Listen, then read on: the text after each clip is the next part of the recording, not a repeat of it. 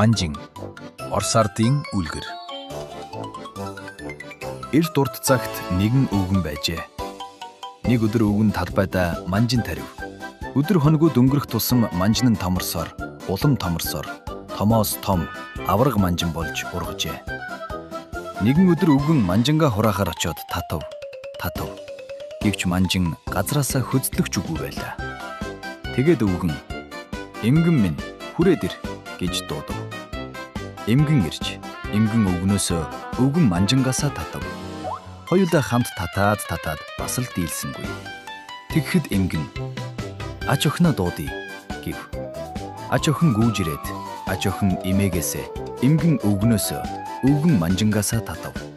Гэвч манжин хөдөлсөн ч үгүй.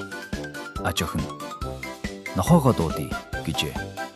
Нохоо ирээд, нохоо ач охиноос, ач охин эмээгээсээ эмгэн өвгнөөсөө өвгөн манжингаасаа татав.